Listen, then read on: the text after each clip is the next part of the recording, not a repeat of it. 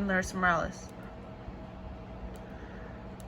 So first you're going to seat your patient, then you're going to review the health history form and go over it with them and see if there's any new surgeries, medications, or any questions they have. Then you're going to explain the procedure, and once the procedure is explained and all questions are answered, you're going to sign the consent form. Then you're going to take their vitals and give them post-op instructions before and after procedure, because you don't know how they're going to act after, so give it before as well. Then we're going to place our topical anesthetic with our cotton tip applicator on around their gum line and the gums where they're going to be getting the local anesthetic shot. Then the dentist is going to come in and give the patient local anesthetic. And then in a little bit, the doctor will come in with an explorer to make sure the patient is numb. So he's going to go ahead and feel around the areas, the gums, and ask the patient, do you feel that? Are you numb? And all that. Then a scalpel is used to make an incision. There's a kit. And if you make an incision, have a suture kit ready. Then a periosteal elevator will be used to retract gingival tissue. So once you cut, you're going to use that to pull back the gums. And if needed, a high-speed handpiece will be used for removing bone and making access and section the tooth. If a high-speed handpiece is used, the patient will have swelling. So have an ice pack ready at the end of the procedure. And then inform them that icing 20 minutes on and 20 minutes off is very important to reduce swelling.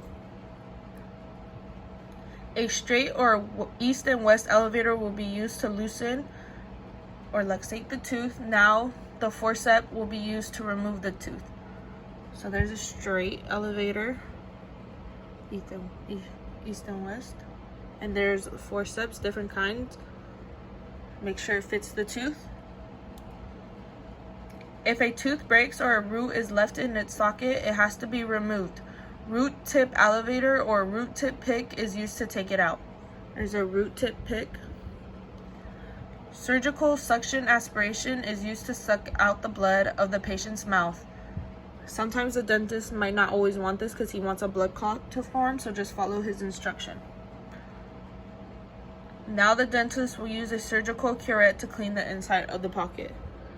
It's like a scoop, it's like a little spoon you use to scoop out any debris, bone, root. And if they have a rugged ridge, we will go in with a wronger to remove the bone and smooth the ridge. Then we go in with a bone file to file it down. The dentist may ask for an x-ray to confirm all root tips are removed, but once it's confirmed all are gone, we will then place our sutures. Here's stitches.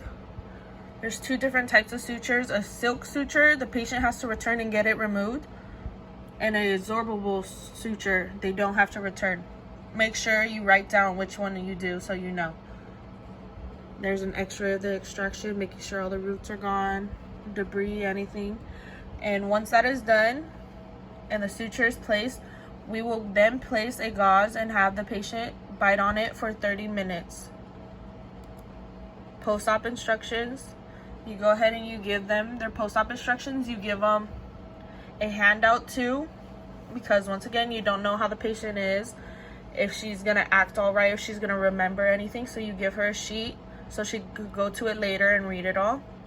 And then once the patient is fine, no dizziness, and then she's able to leave, you release your patient.